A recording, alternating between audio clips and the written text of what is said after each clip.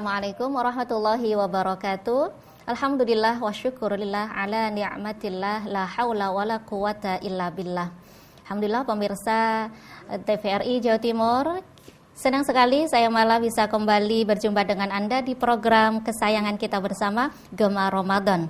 Nah, karena kita sudah berada di penghujung Ramadan, maka tema kita hari ini menarik sekali, kembali ke fitrah. Tentunya seperti apa dan bagaimana pembahasannya, juga siapakah nanti narasumber kita yang akan hadir.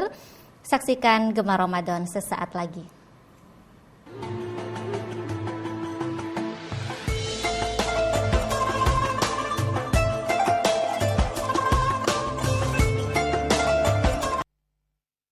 Pemirsa TVRI Jawa Timur, terima kasih kita sudah berada di Gema Ramadan. Tema kita hari ini adalah kembali ke fitrah. Narasumber kita yang telah hadir adalah Bapak Dr. Kiai Haji Ahmad Zayadi. Beliau adalah Kakanwil Kemenak Provinsi Jawa Timur. Kita sapa bersama. Assalamualaikum Yai. Waalaikumsalam warahmatullahi wabarakatuh. Masih sehat nggih? Alhamdulillah sudah sempurna ini 30 hari nggih, masyaallah. Mudah-mudahan ibadah semua diterima Allah. Amin. Siap memberikan pencerahan nggih ya nggih? Insyaallah. Baik, tema kita hari ini kembali ke fitrah ya. Mengingat besok sudah masuk kita 1 Syawal nggih. Nah, bisa dijelaskan Yai apa sih sebenarnya makna daripada fitrah itu? Nggih, monggo. Baik, bismillahirrahmanirrahim. Assalamualaikum warahmatullahi wabarakatuh. Waalaikumsalam warahmatullahi wabarakatuh. A'udzubillah, bismillah, alhamdulillah, wassalatu wassalamu ala rasulillah wa ala alihi wa sahabatihi wa mawalah wa la hawla wa la quwwata illa billah. Rabbi syrah li sadri wa yassir li amri wahlul 'uqdatam min lisani yafqahu qawli, amma ba'du. Ma'asyiral muslimin rahimakumullah, para pemirsa TVRI yang berbahagia. Di penghujung akhir Ramadan itu kita seringkali banyak mendengarkan kata-kata minal a'idin al faizin. Betul. Jadi sesungguhnya kata minal a'idin al faizin ini adalah frase dari kalimat yang agak panjang, doa yang sesungguhnya perlu kemudian kita munajatkan di akhir bulan Ramadan itu. Dari satu kalimatnya agak panjang, ja'alanallah minal a'idin al faizin al makbulin, dan seterusnya. Baik. Jadi ini harapan kita semuanya, ya Allah, jadikanlah kita semuanya dan Anda semua untuk kemudian melalui momentum Ramadan yang telah kita habiskan ini, kita benar-benar mendapatkan kesempatan terbaik untuk kembali kepada fitrah, kembali kepada kesucian kita. Jadi memang kondisi awal kita itu suci begitu. Betul, nah, sekali lagi Ramadan lalu kemudian kita pahami sebagai instrumen untuk kemudian kesucian itu dikembalikan kepada kita. Dan tentu tidak hanya semata-mata kesucian, berikutnya al-faizin. Kita juga berharap dengan totalitas kita memaksimalkan semua kesempatan ibadah kita di bulan Ramadan ini, kita menjadi bagian dari minal faizin, orang-orang yang memang mendapatkan kemenangan. Nah, yang harus kemudian kita pahami adalah bahwa Ramadan ini memang instrumen yang sengaja diciptakan oleh Allah Subhanahu wa taala, yang dengannya lalu kemudian kita sebagai orang-orang yang beriman, jika kemudian kita mampu memaksimalkan semua potensi ibadah yang ada di bulan Ramadan itu, maka kemudian peluang untuk kemudian kita kembali kepada kesucian kita, peluang untuk kita mendapatkan kemenangan itu akan sangat terbuka, sangat lebar. Oleh karena itu, lalu kemudian kita seringkali menyatakan dan mendengarkan bahwa Ramadan itu hakikatnya juga adalah madrasah. Madrasah Ramadan. Sekolah sesungguhnya. Ini kesempatan terbaik, sekolah yang memang di-create, yang disiapkan untuk kemudian tadi itu kita bisa kembali kepada kefitrian dan kesucian kita dan seterusnya dan seterusnya. Baik, iya. Tapi yang benar itu fitrah apa fitri ya? Ya, saya kira kalau kemudian kita kembalikan pada ayat al-fitrah itu ya. Ini kan fitrah. Jadi fitri itu kan futur ya. Itu nanti maknanya lebih kepada membedakan ini kan hari kemudian kita berbuka begitu. Makanya kan futur gitu. Tapi berkaitan berarti berkaitan. Jadi intinya adalah pada kesucian. Jadi kesucian. Kemudian ya seperti apa kriteria seseorang yang dikatakan sudah kembali ke fitrahnya itu? Iya, saya kira kembali kepada fitrahnya itu akan sangat terpulang kepada sejauh mana kita memaksimalkan kesempatan beribadah di bulan Ramadan yang alhamdulillah hari ini kita masuk di hari yang ke-30 itu. 30, betul. Tadi saya sampaikan bahwa kita kadangkala juga menyikapi Ramadan sebagai madrasah, sebagai bulan pendidikan, tarbiyah. Lalu apa yang dididik selama di bulan Ramadan itu? Itu sekurang-kurangnya meliputi 3 hal. Ada tarbiyah jismiyah, kemudian ada tarbiyah ruhaniyah, dan yang ketiga ada tarbiyah nafsaniyah. 3 hal ini saya kira yang kita lewati betul di hari-hari pertama. Kesannya memang lebih pada pendidikan jasmani. Bagaimana kemudian makan yang biasa kita lakukan siang hari kemudian berubah menjadi makan sahur dan makan buka, biasanya 3 kali menjadi 2 kali. Lalu kemudian selama Ramadan ini tentu kita memilih makanan-makanan yang benar-benar makanan-makanan yang thayyib, makanan-makanan yang halalan, thayyibah dan seterusnya dan seterusnya. Ini bagian dari pendidikan jasmani sesungguhnya, proses conditioning jasmani kita, dan saya kira jasmani kita juga punya hak untuk dalam masa-masa tertentu tidak harus kemudian dipaksakan memproses begitu, ada saatnya kemudian dia istirahat. Nah, ini tarbiyah jismiyah kita. Baik. Untuk yang ruhaniyah ini jadi memang ini sesuai dengan dimensi kehidupan manusia. Manusia itu memiliki 3 dimensi dalam hidupnya ini. Ada dimensi jasmani, ini jasad fisik kita, ini dimensi jasmani. Kemudian juga ada dimensi ruhani. Jadi aspek esoteris yang mengantarkan kita, lalu kemudian kita bisa membuka mahjub, kita hijab-hijab yang memisahkan antara makhluk nasutiyat dengan ilahiyat itu bisa terbuka, itu dari dimensi ruhaniyah kita.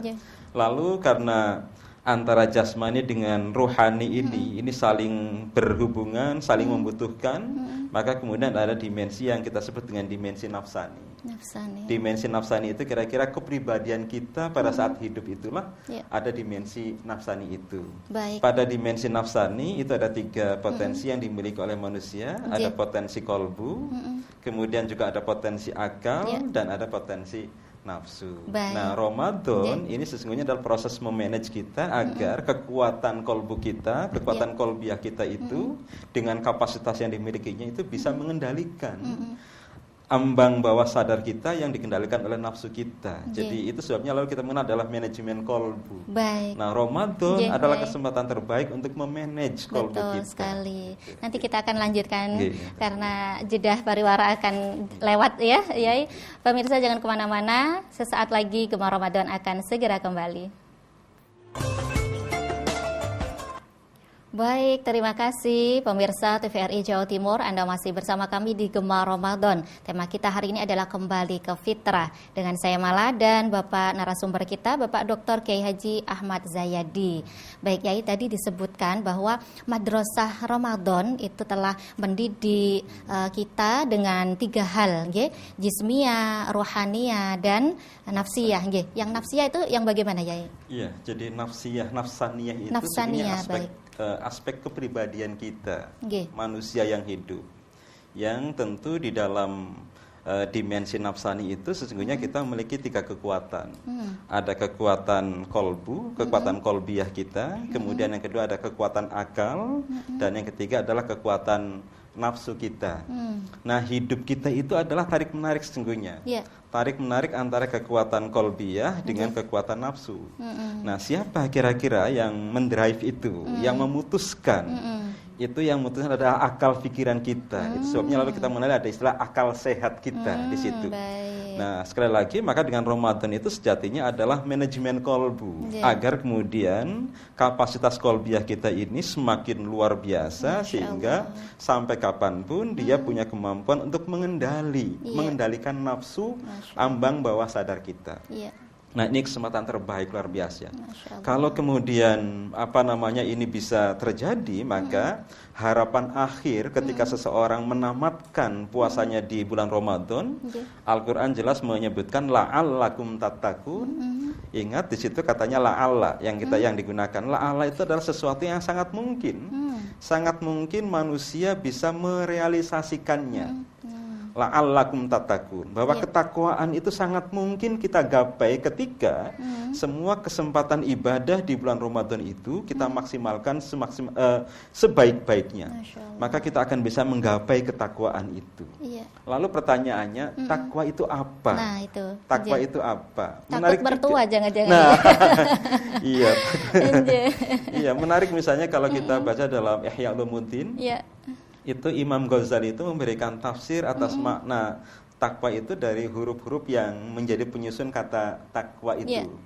Takwa itu kan ada huruf ta, kemudian ada huruf qaf, kemudian ada huruf waw, kemudian dan terakhir ada huruf ya. Yang pertama ta. Ta itu tawakal. Masya Allah, tawakal. Ya, ini pribadi yang dihasilkan oleh proses puasa itu adalah pribadi-pribadi yang senantiasa bertawakal. Tentu tawakal yang kita lakukan itu setelah ikhtiar secara maksimal kita lakukan. Betul. Ini yang kemudian muncul istilah tawakal yang yang aktif begitu. Jadi kita bertawakal ketika kemudian semua ikhtiar kita sudah maksimalkan. Kemudian yang berikutnya qanaah, qaf. Qanaah itu menerima apa adanya dengan penuh kesyukuran. Nah, ini menerima apa adanya dengan penuh kesyukuran, itulah yang disebut dengan qanaah tadi. Ini qafnya ya. Kalau takwa yang tak tadi tawakal, kemudian qafnya itu qanaah, kemudian wawnya itu waro. Apa itu waro ya? Waro itu berhati-hati. Berhati-hati. Jadi berhati-hati betul terhadap apa yang kita lakukan. Sampai kepada hal-hal yang syubhat pun kita hindari. Bayangkan, yang syubhat kita hindari, apalagi yang haram. Jadi yang syubhat saja karena kewaruan kita, maka kemudian kita berusaha untuk menghindari betul. Ini waro. Dan yang terakhir yaitu yakin bahwa segala sesuatunya itu berasal dari Allah dan akan kembali kepada Allah. Ini juga innalillahi wa inna ilaihi raji'un. Ini juga sama dengan makna dari Id tadi itu. Jadi Idul Fitri itu kembali kepada kesucian kita pulang. Kembali kepada jati diri kita, sangkan paraning dumadi kita. Bahwa kita yakin betul karena kita berasal dari Allah, maka kemudian kita juga akan kembali kepada Allah. Kalau kesadaran teopanik yang semacam ini kita miliki, maka insya Allah semua perilaku hidup dan kehidupan kita itu akan senantiasa terbimbing. Ini berkah dari puasa yang kita lakukan selama bulan Ramadan. Jadi la'allakum tattaqun, ternyata menurut Imam Al-Ghazali takwa itu tadi derivasi dari tawakal, qanaah, waro dan yakin. Saya kira kalau kemudian ini bisa kita gapai, ini menjadi modalita yang sangat luar biasa, bahwa dengan kefitrian, dengan kembali kepada kemenangan, kembali kepada keyakinan kita bahwa kita berasal dari Allah dan akan kembali kepada Allah, maka insya Allah akan mengantarkan hidup kita kepada keberkahan yang maksimal. Masya Allah. Ya, menarik sekali. Kita ajak dulu pemirsa di rumah. Baik pemirsa, siapapun Anda, monggo yang ingin bergabung dengan kami bisa melalui telepon interaktif di 0315678216. Dengan tema kita hari ini adalah kembali ke fitrah. Jadi insya Allah siap menjawab semua pertanyaan-pertanyaan Anda. Bapak Kakanwil Kemenak Provinsi Jawa Timur. Siapa lagi? Bapak Kiai Haji Ahmad Zayadi tentunya. Nah Yai, di penghujung Ramadan ini tentunya kita sebagai umat Islam diwajibkan untuk mengeluarkan zakat fitrah. Ini apakah ada kaitannya? Siapa yang mau mengeluarkan zakat fitrah, dia dijamin sudah akan menjadi suci kembali gitu ya? Pripun nggih? Iya, zakat fitrah itu menjadi bagian dari ritual puasa kita ya, yang itu sungguhnya bisa dibayarkan sejak banyak pendapat begitu terkait dengan kapan zakat fitrah itu dibayarkan. Tetapi intinya bahwa setiap yang bernyawa gitu, itu kemudian diberi kewajiban untuk mengeluarkan zakat fitrahnya.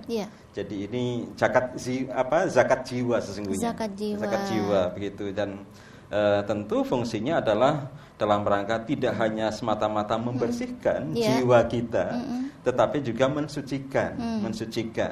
Karena kembali lagi kita dalam suasana Ramadan, Ramadan itu kan secara bahasa memiliki dua pengertian ya. Yang pertama mengobarkan semangat, Ramadan itu mengobarkan semangat. Dan yang kedua mengasah. Ramadan itu mengasah. Yang diasah adalah jiwa-jiwa kita. Dari ketumpulan kemudian menjadi bahasa Jawanya landep, tajam begitu. Tajam untuk bisa merasakan, bisa lebih empatik begitu dengan apapun yang kita saksikan. Karenanya lalu kemudian di bulan Ramadan itu para ulama seringkali menisbatkan Ramadan sebagai syahrul jud.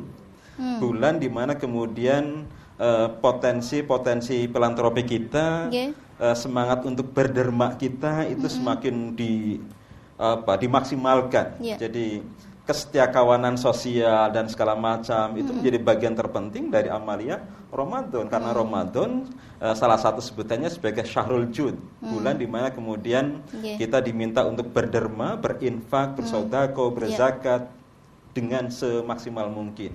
Dan saat ini saya kira mendapatkan momentum yang sangat luar biasa pada saat misalnya pandemi corona itu ternyata impactnya tidak hanya kepada kesehatan tetapi juga kepada ekonomi. Maka kemudian potensi judiyah kita ini harus kemudian kita maksimalkan betul. Dan kita bersyukur dalam suasana seperti ini, alhamdulillah potensi zakat, infak dan sedekah kita mengalami peningkatan yang sangat luar biasa. Sekitar 15%. Gitu. Ada telepon masuk? Iya. Alhamdulillah pemirsa. Assalamualaikum. Assalamualaikum. Assalamualaikum. Baik, belum terhubung sepertinya ya. Assalamualaikum. Ya. Kita lanjutkan ya. Iya. Saya kok ini ya ada kalimat kalau sudah kita kembali ke fitrah itu saya pernah dengar kalau kembali itu kawalatuhu ummuh, seperti bayi yang baru lahir. Tetapi kok saya berpikir ya kita ini kan menungso ya, meneng-meneng gawe dosa begitu ya. Berarti tidak ada dong orang yang benar-benar suci gitu ya. Bagaimana itu? Betul, itu sebabnya lalu kalau kita telusuri betul, kenapa salah satu sebutan manusia dalam Al-Quran itu disebut dengan insan. Manusia disebut dengan insan. Kenapa disebut insan? Karena dalam beberapa mufrodat yang pernah saya baca, innama sumiyal insan linisyanihi. Seseorang manusia itu dinamakan insan karena memang dia memiliki sifat nisyan. Memiliki sifat lupa gitu. Ini sekaligus penanda bahwa manusia itu makhluk psikologis di situ. Nah, ini yang saya kira tugas kita semuanya ini untuk kembali kepada rel yang semestinya, yang seharusnya, sehingga kemudian kita akan mampu beragama dengan baik, dengan semestinya kira-kira seperti itu. Kita sapa terlebih dahulu. Assalamualaikum. Waalaikumsalam warahmatullahi wabarakatuh. Insyaallah, Ibu siapa di mana? Dengan Ibu Diana di Sidoarjo. Ibu Diana, monggo Bu Diana. Pertanyaannya. Assalamualaikum Pak Kiai Ahmad Zayadi. Waalaikumsalam warahmatullahi wabarakatuh. Ini saya tadi mendengarkan tentang manajemen kolbu. Berarti di situ justru kolbu yang dimanage ya. Tapi kapan hari saya kok pernah mendengar juga bahwa kolbu itu adalah ibarat tentara, dia adalah panglima di dalam tubuh ini. Nyuwun penjelasan yang lebih jelas sehingga Idul Fitri kali ini benar-benar saya mendapatkan Lailatul Qadar karena penjelasan penjenengan. Matur nuwun sangat. Assalamualaikum warahmatullahi wabarakatuh. Waalaikumsalam warahmatullahi wabarakatuh. Lembut banget ya Bu Diana ini. Mudah-mudahan sehat ya Bunda. Alhamdulillah, monggo Yai. Nggih. Jadi memang seperti yang tadi kita sampaikan, salah satu kalau kita berangkat dari psikologi Islam itu kan ada aspek jasmani, ruhani, kemudian nafsani, pribadi manusia. Nah, dalam diri pribadi manusia itu ada 3 potensi, ada kolbu, ada nafsu, dan ada akal. Baik. Nah, sesungguhnya kehidupan kita itu tarik menarik begitu. Mana yang lebih kuat, kolbu kita kah atau nafsu kita? Atau begitu. Nafsunya. Baik. Nah, Ramadan ini memang sengaja tentu Allah Maha tahu. Maha tahu karena tentu Allah yang menciptakan manusia, maka tentu pencipta lebih tahu tentang apa yang dikehendaki dari penciptaan manusia itu. Nah, Ramadan itu dengan segala macam tadi sebagai tarbiyah ruhaniyah, tarbiyah jismiyah, kemudian tarbiyah nafsaniyah, kemudian Ramadan sebutannya sebagai syahrul Quran, syahrul tilawah, syahrul jud, kemudian syahrul siyam. Ini kan semuanya adalah instrumen-instrumen yang dengan instrumen itu diharapkan kapasitas ini. Kapasitas kolbiyah kita semakin kuat, begitu.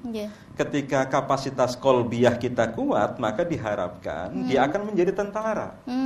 Akan menjadi tentara yang kemudian memenangi pertempuran, pergolakan dalam pribadi-pribadi manusia yang dengannya lalu kemudian bisa mengendalikan nafsunya. Begitu. Nah, maka kan dulu ada misalnya ada istilah negatif ya, budak nafsu misalnya.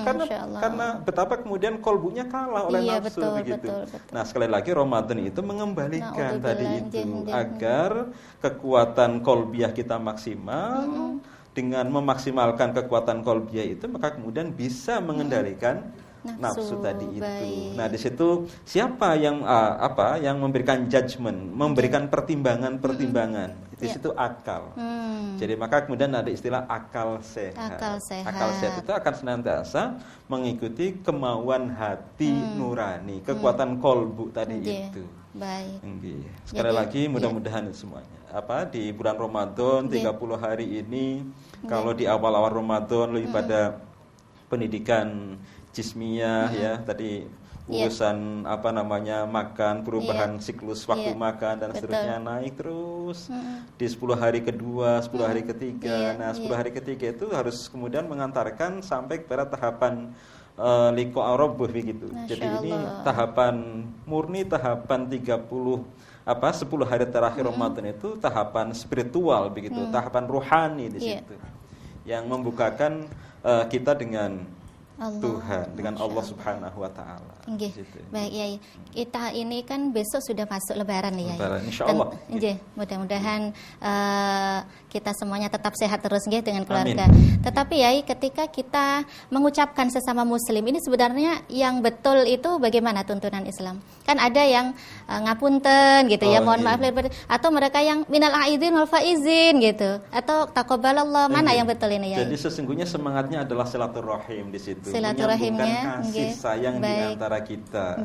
Jadi saling memaafkan. Inti dari silaturahim itu saling memaafkan. Dan jangan lupa memberikan maaf itu jauh lebih berat ketimbang meminta maaf. Diperlukan sikap yang legowo, sikap yang ikhlas untuk memberikan maaf kepada orang lain. Wa'fu wasfahu kan begitu. Beri maaf, dan itu luar biasa. Nah, dengan cara-cara semacam itu sungguhnya tadi soal bahasanya seperti apa, itu instrumen saja saya kira. Yang paling penting adalah bahwa maksud, jadi makosid dari silaturahim itu adalah saling memberikan maaf di antara kita, saling legowo, saling ikhlas, sehingga kemudian masa-masa yang akan datang itu lebih tertata dengan baik begitu. Dan sekali lagi bekal puasa Ramadan ini mengantarkan kita semuanya untuk sampai pada tahapan-tahapan yang semacam itu. Baik, seperti itu. Jadi mengenai pengucapan tadi hanya apa itu, Yai? Iya, saya kira itu kan soal budaya ada yang tidak perlu dipermasalahkan tidak perlu dipermasalahkan. Yang penting esensinya. Substansinya adalah saling memaafkan begitu. Karena bisa langsung masuk ke kesimpulan, Yai. Akhir, monggo. Kesimpulan akhirnya mudah-mudahan puasa yang kita lakukan selama 1 bulan ini benar-benar puasa yang akan mengantarkan kita kepada jati diri kita, mengantarkan kita untuk kembali kepada kesucian batin kita, mengantarkan kita semuanya untuk kemenangan kita, sehingga insya Allah kendati kita melaksanakan puasa ini yang puasa Ramadan 1 bulan, tetapi insya Allah semangatnya itu akan meromadonkan 11 bulan yang lain di luar bulan Ramadan. Dengan cara semacam itu insya Allah kita akan mampu menjaga semangat Ramadan tidak hanya di bulan Ramadan, tetapi di bulan-bulan berikutnya. Bahkan kalau misalnya sebentar kita lihat misalnya kenapa bulan setelah Ramadan Syawal. Syawal itu peningkatan. Nah, ketika dicas begitu maka gitu ada energi baru. Saya kira itu mudah-mudahan terima kasih banyak ilmunya ya. Mudah-mudahan berjumpa lagi di kesempatan yang lain. Insyaallah mudah-mudahan sehat afiat amin, kita amin. semuanya. Sampai di Ramadan berikutnya. Insyaallah. Assalamualaikum pemirsa, alhamdulillah perjumpaan kita udah selesai. Gema Ramadan sore hari ini saya Mala dan segenap kru yang bertugas mohon undur diri, juga kami tidak lupa mengucapkan selamat Hari Raya Idul Fitri 1 Syawal 1441 Hijriah. Mohon maaf lahir dan batin. Taqabbalallahu minna wa minkum taqabbal ya karim. Wassalamualaikum warahmatullahi wabarakatuh. Waalaikumsalam warahmatullahi wabarakatuh.